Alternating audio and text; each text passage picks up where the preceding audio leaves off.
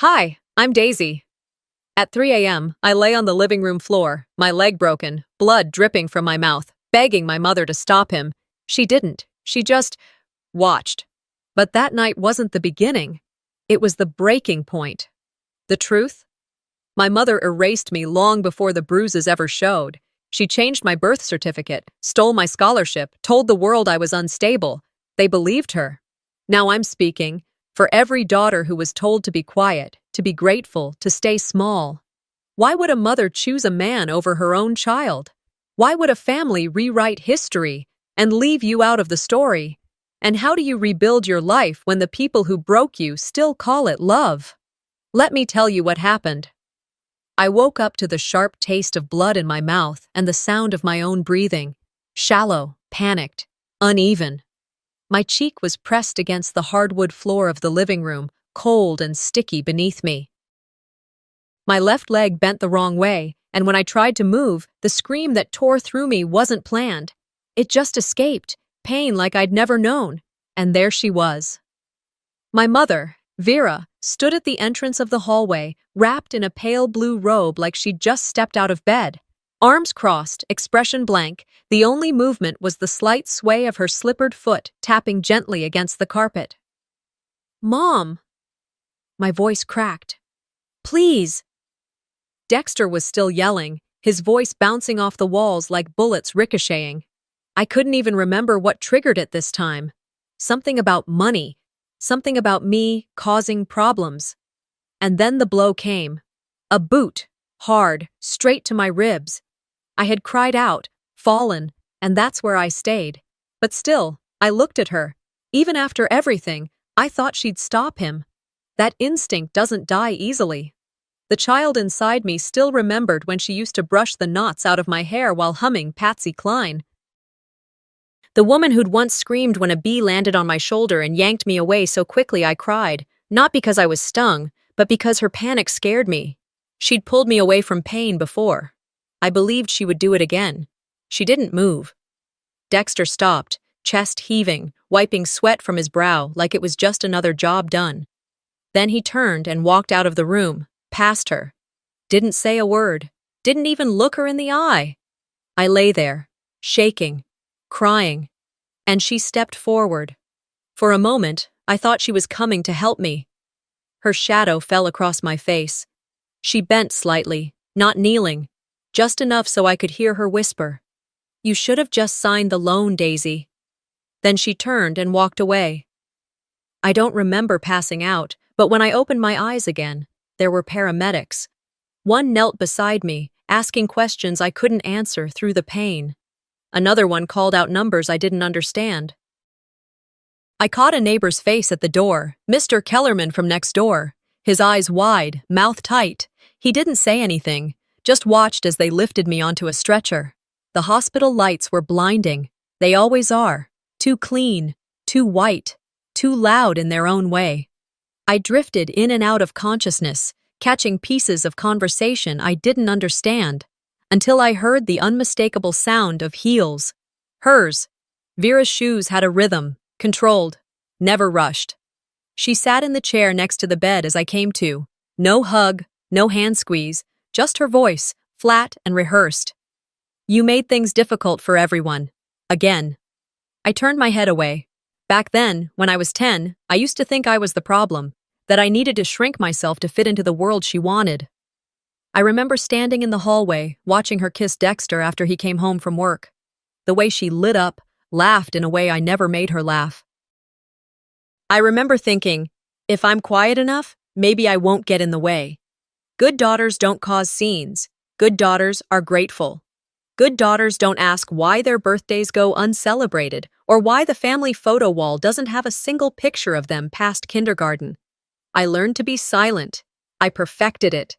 Now, I was lying in a hospital bed, the bruises already blooming along my ribs, the bandage tight around my leg, a dull throb behind my eyes. A nurse came in and read off the damage like it was a grocery list. Broken fibula, 3 cracked ribs, mild concussion. She looked at me with soft eyes. "We can report this if you'd like. There's support available." I didn't answer right away. Because the last time I said something, when I was 17 and Dexter grabbed my arm too hard in the garage and left a mark, I told a counselor. That counselor called my mother. Vera marched into the school the next day, crying and outraged, insisting I was just trying to ruin her marriage, said I was dramatic, troubled, needed attention. They believed her. So this time I just nodded and said, "No, thank you." It was almost dawn when the room emptied out again, just me and the distant beep of monitors. I stared at the ceiling, blank, white, like a canvas with nothing worth painting. The ache in my bones wasn't just physical, it was ancestral. It was the pain of women being told to endure, to hush, to take it and not make waves, and it hit me. If I left this hospital and went back to silence, back to pretending, back to being the grateful daughter, then I'd be laying in that hallway again someday. Or worse, I wouldn't be. If I walk out of here again with nothing but silence, I'll never walk out again. Not truly. I reached for my phone. My hands shook as I opened my contacts. I scrolled down. Vera. I hovered over the name for just a second, then I hit delete, and it felt like freedom. I sat at the kitchen table, the same one I'd bought secondhand from a moving sale the year I got promoted. It was a little wobbly on one leg, but I'd always liked the imperfection. That morning, the sunlight poured in through the blinds just enough to catch the dust motes in the air, swirling like snowflakes I'd never get to hold. My right leg rested on a chair, wrapped in a thick white cast. The Velcro strap had started irritating my skin, but I hadn't bothered to adjust it. A half-open cereal box sat in front of me. I tried tearing the flap with one hand. It ripped unevenly, the bag inside spilling a few pieces onto the counter. They bounced and rolled to the floor, unbothered. I stared at them for a while. I knew I wouldn't be able to bend down to pick them up. The silence in the apartment was heavy, broken only by the tick-tick of the wall clock I'd hung 2 years ago in a fit of optimism, thinking a few decorative changes would make this place feel more like a home. But a clock doesn't change the atmosphere, not when the people who raised you never taught you what home really means. I pulled my phone closer and scrolled through the gallery. For some reason, I paused on an old photo I hadn't looked at in years. A family vacation in Florida, Disney World. I was about 14. In the corner of the image, you could see me, barely. Cut off by Vera's arm as she wrapped it around Dexter and Nico, beaming, like I was someone else's child who wandered into the frame. She never even asked me to smile.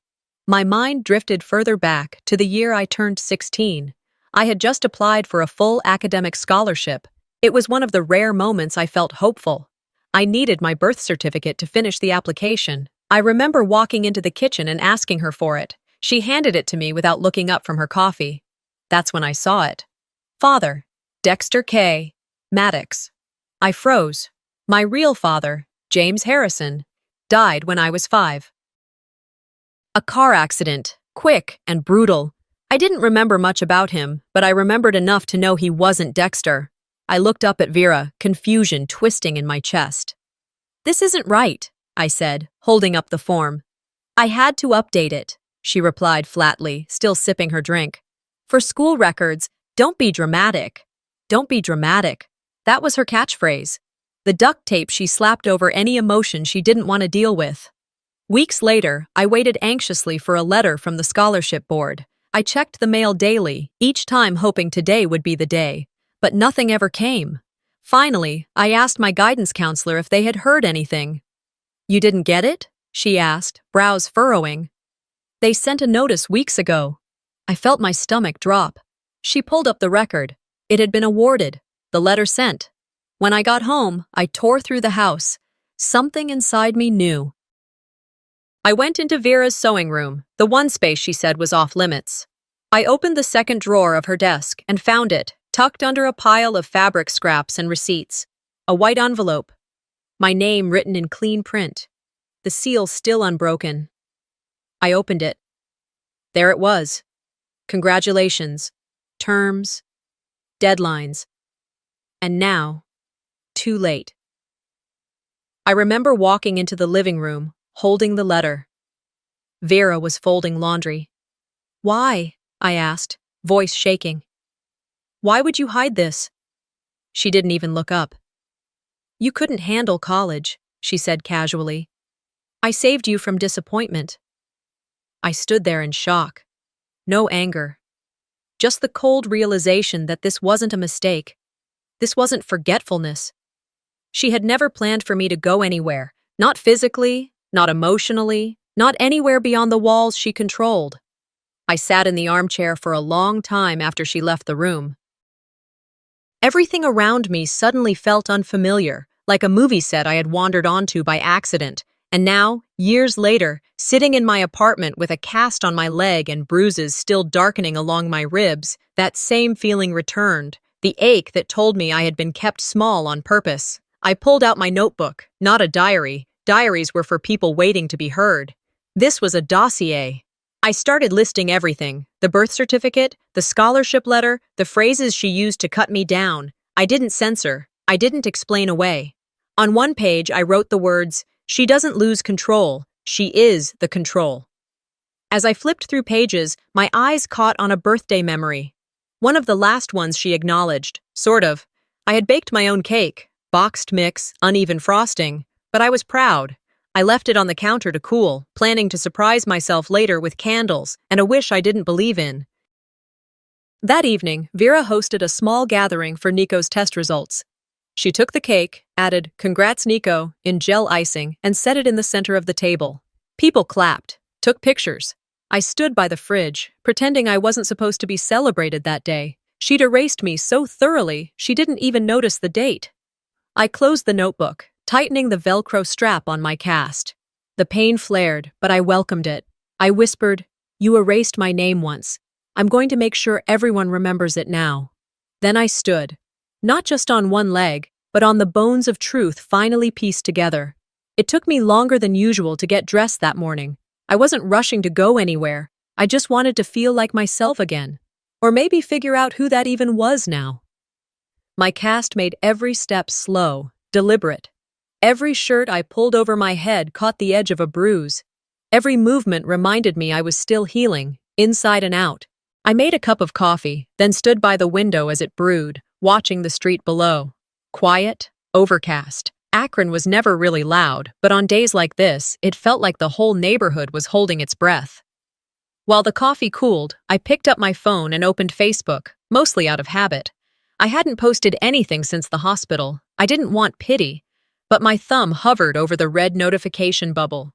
One tag, a picture. I opened it. There she was. Vera, standing between Dexter and Nico. All three of them smiling, holding up slices of cake. "Celebrating our boy's big win," the caption read, followed by clapping hands and hearts from her church friends. The cake, my cake, same frosting design, same blue and white piping I always used. I stared at the background, the kitchen wall, the vase on the table. That was my cake plate. I had made that cake the night before my last birthday, alone in my apartment because I knew no one else would.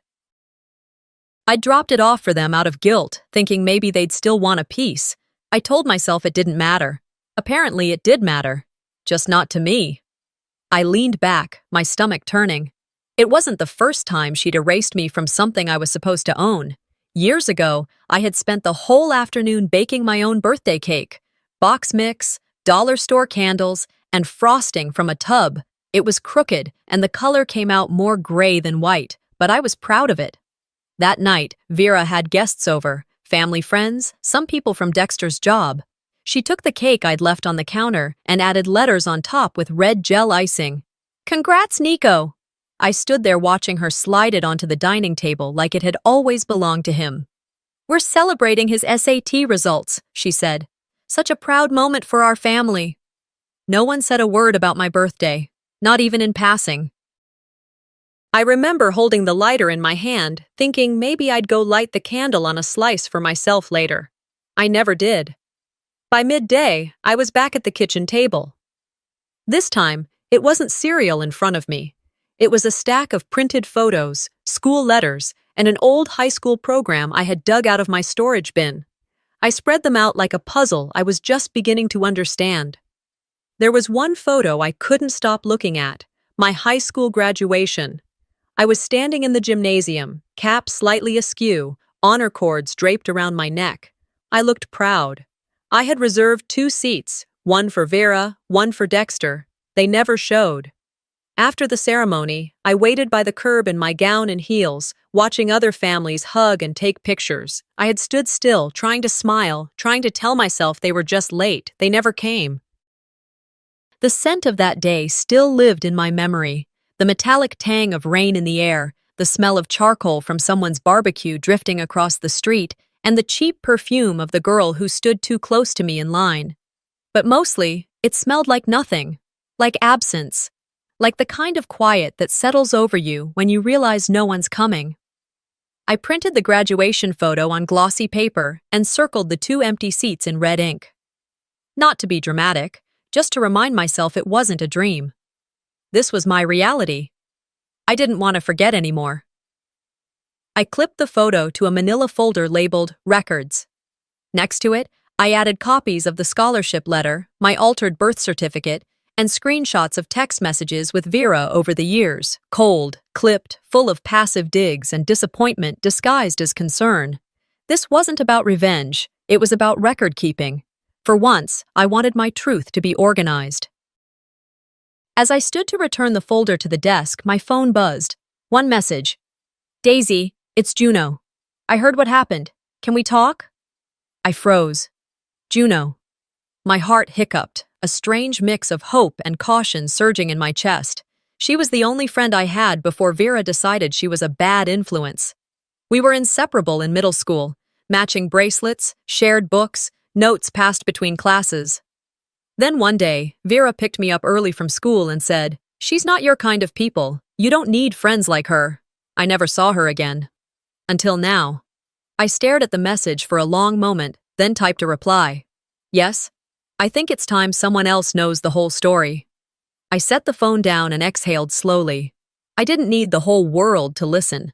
Just one voice to say, I believe you. After replying to Juno, I left my phone on the windowsill and sat in silence. For the first time in years, I didn't feel the urge to fill the room with background noise. No soft music, no TV murmuring in the background. Just me and the faint hum of the refrigerator. That peace didn't last. There was a knock on the door. 3 sharp raps. Not aggressive, but firm. I moved slowly, careful not to jar my healing leg. When I opened the door, a man in a brown postal jacket stood holding a large envelope. Certified mail. I signed the form without speaking, then shut the door and stared at the envelope like it was radioactive. I already knew who it was from before I turned it over. Dexter. The return address wasn't even theirs. It was a P.O. box tied to his work, probably to avoid anything being traced to their home. Typical. I walked to the kitchen, ripped the envelope open, and pulled out the documents. A mortgage contract, a signature page highlighted in yellow, and a post-it note attached that read, "Let's put this behind us. Just need your signature to close." I didn't laugh. I didn't cry. I lit a match, held it to the corner of the page, and dropped the burning pile into the sink. The paper curled and blackened, the ink warping before it vanished in a wisp of smoke. I watched until every corner was ash. He really thought that after everything, after the hospital, after Vera's silence, that I would still sign. My phone vibrated again. Another text, this time from an unsaved contact, a local number. "We just need a little support, Daisy. Stop being so difficult." No name, but I didn't need one. Vera never left fingerprints. That night, I couldn't sleep. So I wrote, not in my case journal, but a letter. To myself.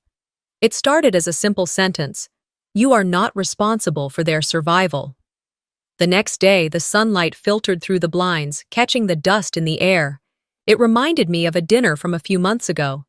Vera had invited me to the house, rare at that point. The tone was suspiciously sweet. She said they wanted to reconnect, make things right. I agreed out of sheer exhaustion. Maybe I thought there was still a chance, even after everything. The table was set with cloth napkins. Vera had even used the crystal glasses, something reserved for guests or holidays. Dexter smiled too wide. Nico barely made eye contact. After the lasagna and awkward small talk, Vera brought out dessert. Then she placed a folder on the table. "We found our dream home," she said, clasping her hands like she was announcing an engagement. Dexter leaned in, and we're finally in a position to get it. Just one hurdle. With my job change, the bank needs someone with a stable credit history. Your name would be perfect, just as a formality. I didn't touch the folder. "I'd like to review it," I said slowly. "With someone, just to understand everything." Vera's smile didn't even twitch, but Dexter's face changed. "So you don't trust your own family?" he asked, voice tightening. I looked at Vera, expecting her to chime in, to soften the blow, to maybe even defend my right to ask questions, but she just sipped her wine. "No rush," she said. "But the bank needs an answer by next Thursday." That was the last time I stepped foot in their house. A week later, Vera stopped calling. Nico stopped replying to texts. And one morning, I noticed a login attempt on my email from an unknown device. My bedroom door lock was scratched up. Nothing was stolen, but something felt off. I checked behind the lamp, then under the dresser. That's when I found it. A tiny black pinhole camera taped beneath the shelf facing my bed. It had a green, blinking light, no longer transmitting. I froze. Then I yanked it out of the wall and dropped it in a glass of water. I didn't scream. I didn't call the police. I called Vera. "Was that supposed to scare me?" I asked, voice even.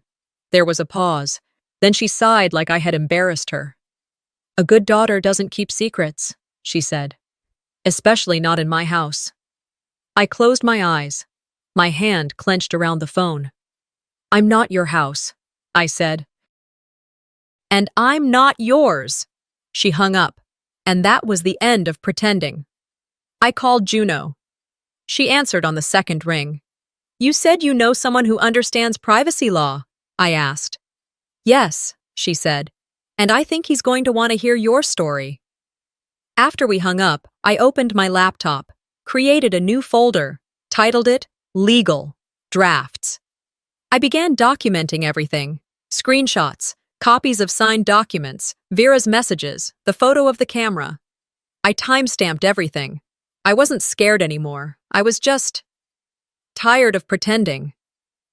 That night, I double-checked the locks on my apartment 3 times, bolted the bottom one, placed a chair under the handle for good measure.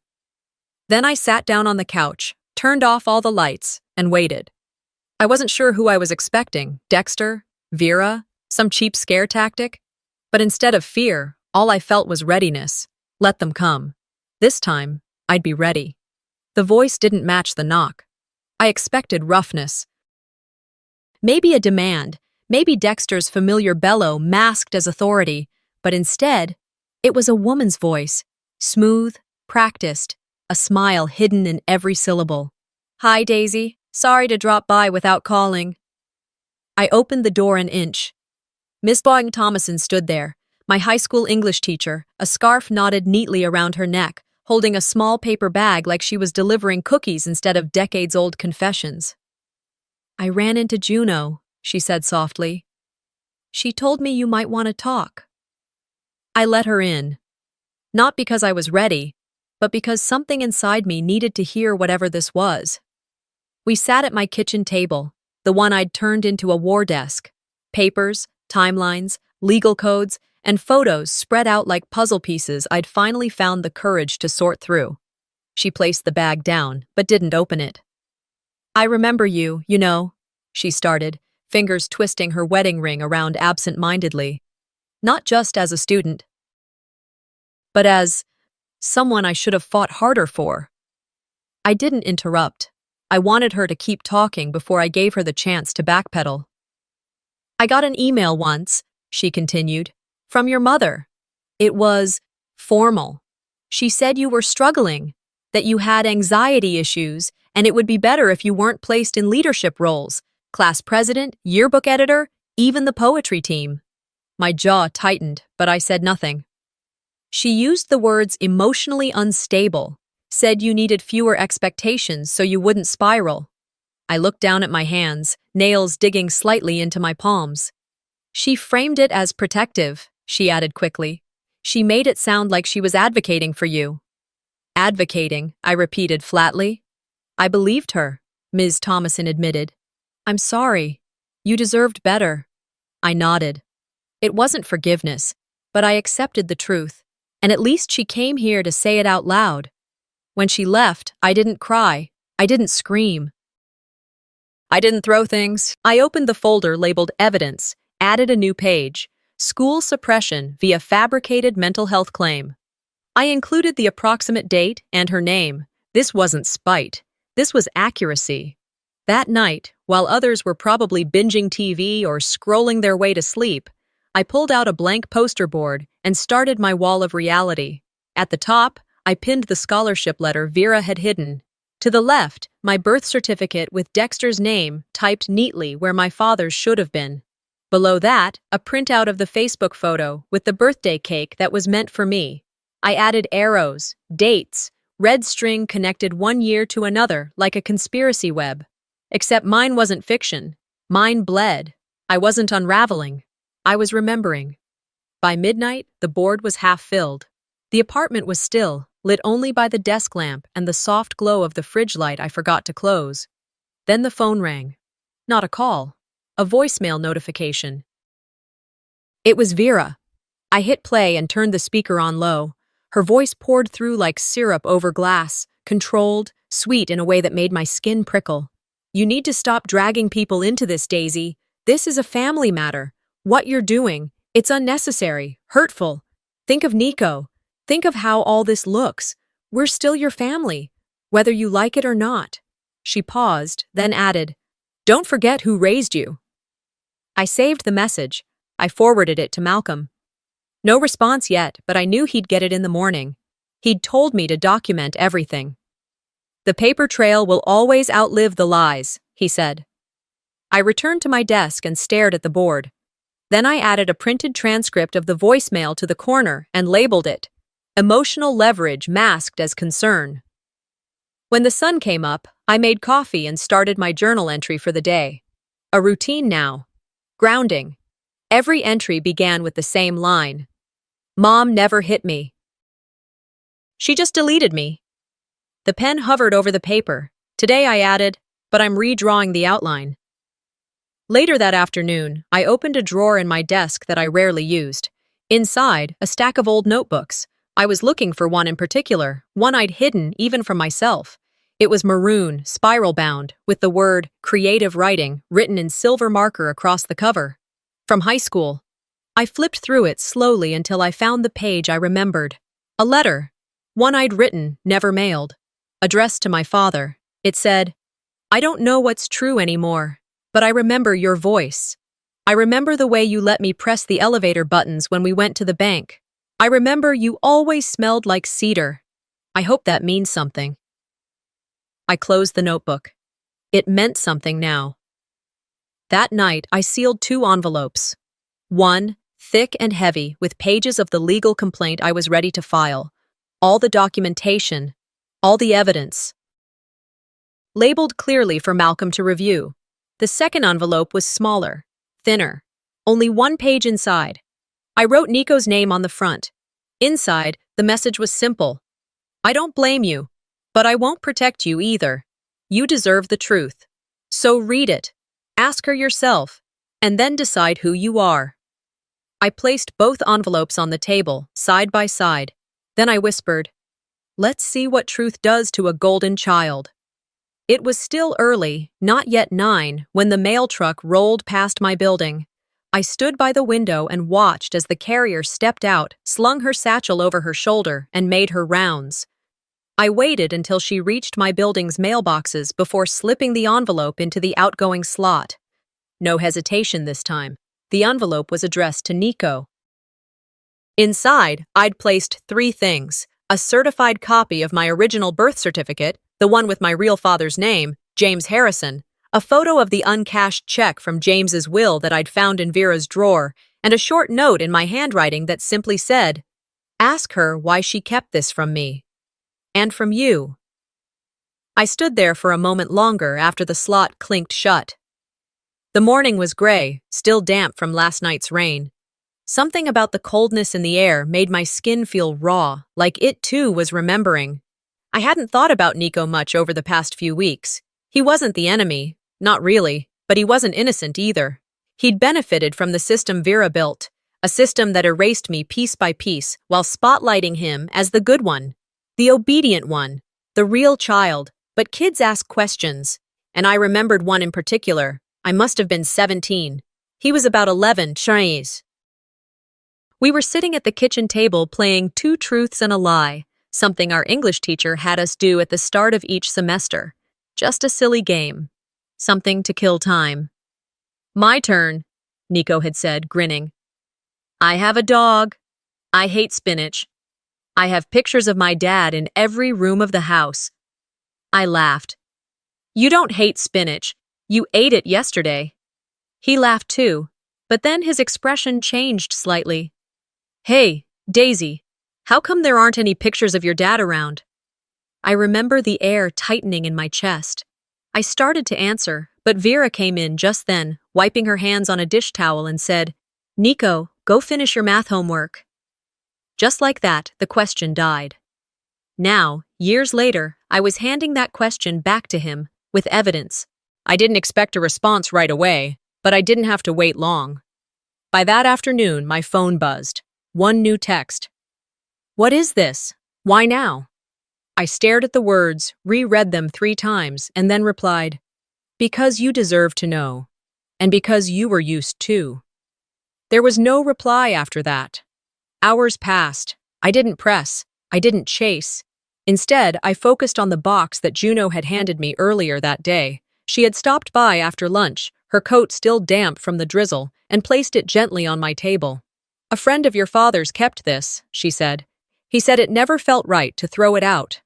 The box was unremarkable, just a plain brown cardboard shoebox, the corners taped. I peeled it open slowly. Inside, nestled in a crumpled grocery bag, was a cheap old flip phone. The screen was cracked, the battery swollen. It didn't power on, but tucked underneath it was a folded piece of paper, a typed log of text messages, printed, time-stamped. Sent over a span of 5 years, from James Harrison to my old number, messages I never received, dozens of them. My fingers trembled as I read, Your mother doesn't want me involved, but I'm trying. I miss you every day. Are you okay? I worry. I left something for you at the bank. Ask for the manager. Happy 18th. You're still my girl. By the time I reached the last one, dated just 6 months before he died, my vision was blurred. It read, I know I messed up, but I never stopped loving you. I sat down hard on the couch, the paper clutched in my hand. All that time, I thought he abandoned me. All that time, Vera had controlled what got through. She hadn't just rewritten my story, she intercepted the chapters. I walked outside, needing air, the pages folded in my jacket pocket. The clouds had thinned, but the wind carried the kind of chill that sneaks into your bones when you aren't looking. A few blocks away, I reached the park. It was quiet. Just a few early joggers, a couple walking their dog. I found an empty bench near the pond, sat down, and let it all wash over me. I cried, not the silent kind, the deep, shaking sobs that make your chest ache. I let my head fall into my hands. I didn't care who saw. She took everything. But as I sat there, wiping my face with the sleeve of my coat, I realized something. She didn't own what was left. What I still had. My voice, my truth, my memory. Those were mine. I would not give them up again. The wind picked up. I straightened my back and stared out across the water. By the time I returned home, it was nearly dusk. The streetlights were just starting to flicker on, casting soft golden halos on the sidewalk. I walked inside, set my bag down, and turned on my laptop. The screen glowed. I opened the folder labeled Legal, Drafts, a new document, title, Complaint, Draft 3, cursor blinking at the top. I began typing. Defendant, Vera Maddox. The courthouse didn't look like a battlefield. It looked like any tired building in Akron, slightly chipped brick, fluorescent lights too bright for early mornings, and hallways that smelled faintly of pine-scented cleaner and cold coffee. But that day, it was where I would draw the line. Malcolm was already waiting outside when Juno pulled up beside the curb and helped me out of the car. She didn't say much, just handed me a thermos of tea and gave my shoulder a quick squeeze. Malcolm nodded and walked us in through the glass doors. My hands gripped the evidence binder like a flotation device. The tabs poked out in bright colors, labeled messages, surveillance, suppressed records, medical, and witnesses. I had spent nights organizing it down to the minute. There was no backup plan. This was the plan. At the front desk, the clerk gave me a tired glance. Name? Daisy Marin, I said, steady. She found my paperwork. You're the plaintiff in this case? Yes. My voice didn't shake. Plaintiff, Daisy Marin. There it was, said out loud, written down, permanent. The filing process didn't take long, 20 minutes maybe, but the weight of it would echo for years. The petition for a restraining order against Dexter was straightforward. The injuries, the hospital records, the photographic evidence of the bruises, the neighbor's call to 911. It was airtight. The civil complaint against Vera, though, that was personal. Layered, intentional emotional harm, negligence, interference with educational opportunity, coercive control, psychological manipulation. It was a story most people wouldn't believe unless it came with proof. I had the proof. There was a brief pause when the clerk flipped through the materials, her brows lifting at one point. She didn't comment, just stamped it and handed it back. You'll be notified by mail when the hearing is set. Thank you. On the way out, Malcolm leaned toward me. You sure you're ready for the fallout? I didn't hesitate. She took everything but my name. I'm giving it back to myself. That afternoon, the process server delivered the documents to Vera's house. He'd been warned. She could be hostile, or worse, manipulative.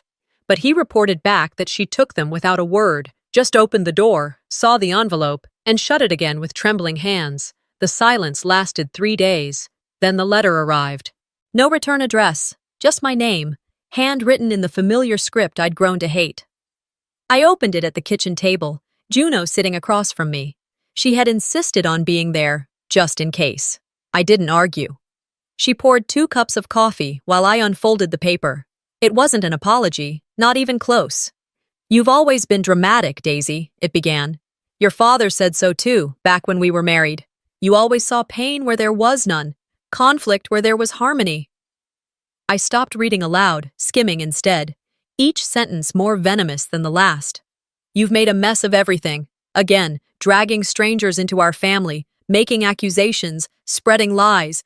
You broke this family. Congratulations. Juno was silent for a moment. Then she said, She really mailed that with her whole chest, huh? I laughed. A bitter sound at first, then almost light. She thinks she's still the main character. I folded the letter and slipped it into the binder under psychological warfare. We didn't talk much after that. Juno stayed a little longer, helped me reorganize a few files. Before she left, she paused at the door. She'll probably try to spin this her way, she warned. I know, I said, but spin doesn't work when people already feel dizzy. And sure enough, the spinning began. 3 days later, I got a message from a woman named Patricia. I didn't recognize the number. But the message read, Hi Daisy, I used to work with your mother. I heard about what's happening. She told people it was just another one of your episodes, but she did the same thing to her sister years ago. Took over her finances, isolated her. You're not crazy. You're just done.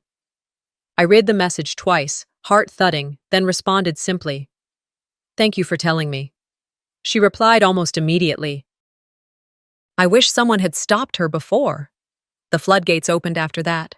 A friend of my father's sent an old voicemail she had saved, James's voice, soft and broken, saying, I don't know if she'll ever hear this, but tell Daisy I never wanted it to be this way. A neighbor from down the street who used to babysit me when I was little sent a message through Juno. Your mother used to tell people you were difficult, that you had a mean streak. I never saw that. I saw a kid who barely spoke. People were watching, and for once they were seeing clearly. The truth doesn't always scream. but when it's told right, it roars. Late one evening, I retrieved the mail from the hallway slot. Among the usual junk and bills was a plain white envelope. Inside was a single sheet, court hearing, June 14th, 9:00 a.m., Family Court, Room 206. I stared at the date, then walked to the kitchen, pulled a red marker from the drawer, and circled it on the calendar. Bold, clear. Underneath, I wrote, "My real birthday," because that was the day I would finally step out from under Vera's name and into my own. The courthouse was already busy by the time we arrived. Cars lined the street. People filtered through the security checkpoint with worn expressions and armfuls of paper. Some came for divorce hearings, custody battles, small claims. I came to reclaim my name. Juno parked the car in the lot across the street and turned off the ignition. Neither of us spoke for a moment. She reached for my hand, gave it one strong squeeze, then let go. Inside, Malcolm met us at the elevator, binder in hand. His tie was slightly crooked. He was always a little disheveled, like he'd been in a sprint just to exist. But he smiled when he saw me and nodded. "You ready?" "As I'll ever be." We walked together through the double doors and into the courtroom.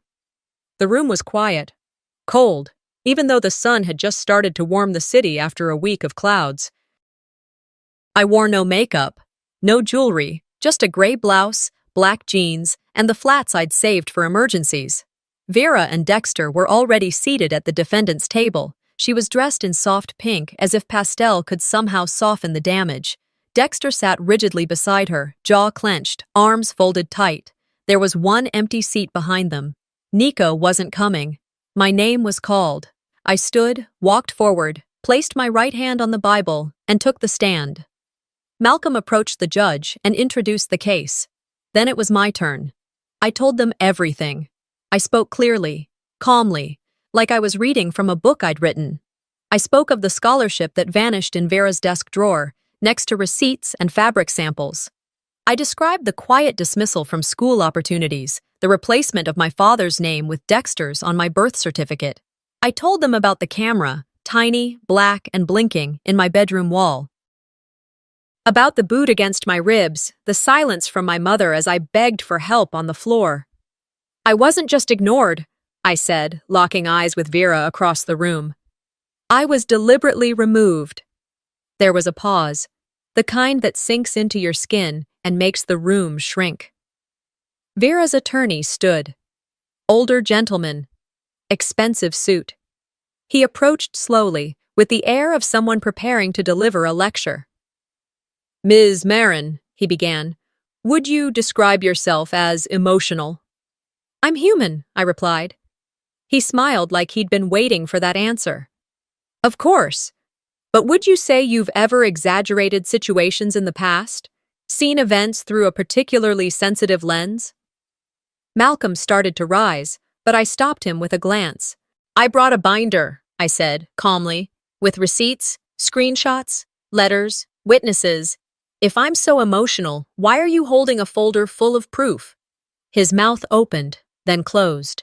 The judge motioned for Malcolm. He stepped forward and opened the binder to a specific section. Inside was the necklace, small, silver, with a charm shaped like a star. Vera had given it to me when I was a child, told me it was from her. "Your mother's love," she called it. Malcolm pulled out 2 documents. The first was a dated store receipt. The second, a letter from James Harrison, my real father. In it, he wrote, "I found the perfect gift for Daisy. Please give it to her. Tell her it's from Dad." The courtroom didn't gasp, but I saw Vera's face change. Just for a moment, a flicker of something between rage and defeat. I watched her eyes drift downward, refusing to meet mine again. The judge took her time before speaking. Her voice was even, deliberate. "This court finds the claims substantiated. Mr. Dexter Maddox is hereby subject to a 5-year restraining order, effective immediately. Ms. Vera Maddox will be held liable for emotional damages and compensatory restitution." She paused, then added, "This court recognizes a pattern of long-term psychological manipulation, deliberate obstruction of opportunity, and emotional coercion as outlined in the exhibits." It was done. Outside the courtroom, Malcolm shook my hand. "You did good," he said, voice low. Juno hugged me, hard. "You're free," she whispered. But freedom isn't instant. It unfolds slowly. Within 2 weeks, Dexter's business partner pulled out of their contract. Rumors spread. No one wanted to be associated with a man named in a civil suit for domestic abuse. Vera's job, an admin at a local dental practice, quietly let her go. Restructuring, they called it.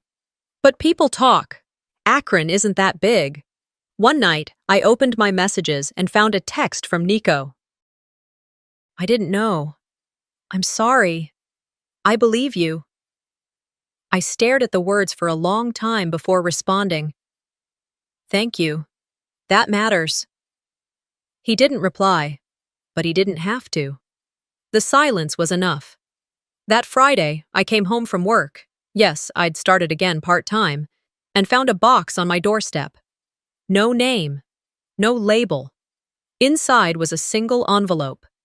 A letter. From her. It wasn't an apology. I didn't expect one. "You think this is over. It isn't." That was the entire message. I folded it once, twice, and placed it in the back of the same binder I brought to court. Then I locked the binder in a cabinet. Because to me, it was over. The war, at least, not the healing. 3 months had passed since the trial. And for the first time in what felt like years, I woke up and didn't flinch at the silence. It didn't feel hollow anymore. It wasn't laced with tension or filled with the echoes of words never said. It was just quiet, steady. Peaceful in the way that comes not with grand gestures or fireworks, but with the kind of stillness that settles like dust in a room that has finally stopped spinning. Like a neighbor you didn't notice moving in until one day you realized they'd been there all along, and they weren't leaving. That morning, I found myself standing at the front of a modest meeting room inside the Akron Community Center. It smelled faintly of lemon-scented disinfectant and burnt coffee from the metal carafes that had been reheated too many times. The linoleum floor was scuffed, the lighting too bright. Folding chairs were arranged in a loose semicircle, not quite even. There were 12 women in the room, all different, some older, some young. A few looked like they'd arrived out of curiosity. Others had that particular tightness in their shoulders that comes from knowing too much too soon. One woman sat clutching a tissue before anyone even said a word. Behind me, taped to the wall with painter's tape, was a banner I'd made from craft paper and a borrowed laminator. The letters were simple, uneven. Family isn't always blood. I turned to face them. "My name is Daisy," I said. A pause. No need to rush. I used to think survival meant silence. That if I just stayed small enough, quiet enough, obedient enough, things would fix themselves. But the truth is, silence doesn't heal. It hides. And what hides too long, rots. No gasps. No one clapped. But one woman in the back, her arms uncrossed. She leaned forward slightly, and that was enough. We talked for over an hour, not just me, them too. Their stories poured out in pieces, raw, unpolished, sometimes barely coherent, but honest. One woman spoke about her husband cutting off their daughter after she refused to pretend everything was fine. Another said her family labeled her dramatic because she stopped hosting Christmas after a breakdown they never acknowledged. One woman, soft-spoken and fierce, simply said, "I divorced my mother." When it ended, some women lingered to chat quietly, others slipped out, offering soft smiles on their way to the door. I stayed behind, folding the chairs slowly, carefully. Still mindful of the old hip injury, healed but not forgotten. The cold made it flare up. But today, it didn't hurt as much. That's when I saw her. A girl. Maybe 16, 17. Standing near the exit, arms tucked into the sleeves of an oversized sweatshirt, chin low, eyes darting around the room like she wasn't sure if she belonged. I recognized that posture. I'd worn it once myself, rigid, protective. The armor of someone who's been told over and over that they're too much, too emotional, too inconvenient. I walked over slowly. You okay? I asked gently. She nodded, barely. Then, so softly I almost missed it, she whispered, I still live with her. That was all she said. But I knew who her was. I reached up to the necklace I wore every day, a simple silver chain, nothing flashy. It had once been a gift, something Vera had given me years ago, claiming it was hers to give. I later found out it had been my father's, the only thing of his I'd ever worn. I unclasped it and held it out to her. Here, I said. You don't have to keep it forever, just until you're ready to let go of her. Her eyes filled, but she didn't cry. She just nodded and took it, like it meant something more than jewelry. And maybe it did. That night, I sat on my couch, legs tucked beneath me, warm mug in hand. The sun had long since dipped behind the city skyline. The room glowed with low lamps and the soft hum of something familiar on the TV. I checked my phone before bed and saw a message from Juno. You saved more than yourself, it said. You redefined what family means, for all of us. I stared at her words for a long moment, then typed back. I guess I'm not the last broken girl. Somewhere across town, I imagined Vera in the same armchair she always used, the one in the corner of the living room, once decorated with throw pillows and perfectly curated lighting. Now, it sagged under years of use and silence. She probably had the TV on, muted. Maybe she reached for the day's mail with her chipped manicure, sorted through bills and flyers, and found the small postcard announcing the next workshop. Maybe she scoffed. Maybe she read it twice. I'll never know. But sometimes I like to imagine she folded it neatly and slid it into a drawer. Maybe even the same drawer that holds the unopened letter from my father. The one she claimed never came. And maybe, just maybe, every time she opens that drawer, something inside her twists, not out of revenge, just consequence. A week later, the frost had just begun to lift from the sidewalks when I returned to the park, same bench, same pond. The geese were louder than I remembered, and someone had left breadcrumbs by the edge. I sat down and pulled out my journal. It was nearly full now, every page stained with ink and memory, scribbles of grief and recovery, confusion and clarity. I flipped to the last page, on it, in my own hand. You don't need an apology to move forward, just proof you lived through it. I carefully tore it out, folded it, delicately, into a paper crane. I wasn't great at origami, but I had practiced this one. I held the crane in my palms for a moment, then I let the breeze carry it. It lifted, fluttered, caught the air, spun in a graceful arc before it sailed toward the pond and landed near the water's edge. I stayed there for a while. No audience, no grand catharsis, just breath, just space, just life, inching forward. I closed my eyes for a moment, then spoke aloud. To the trees, to the wind, to whoever was listening. I didn't get the sorry. Another breath. I didn't need the sorry. A pause. I just needed to know I wasn't crazy. And then, a smile, quiet, earned. And now, I know. Sometimes, the deepest wounds come not from strangers, but from the people who share your last name. If you've ever been made to feel invisible by your own family, let this story remind you, silence doesn't protect you, truth does. And healing doesn't always come with an apology. Sometimes it begins the moment you stop waiting for one.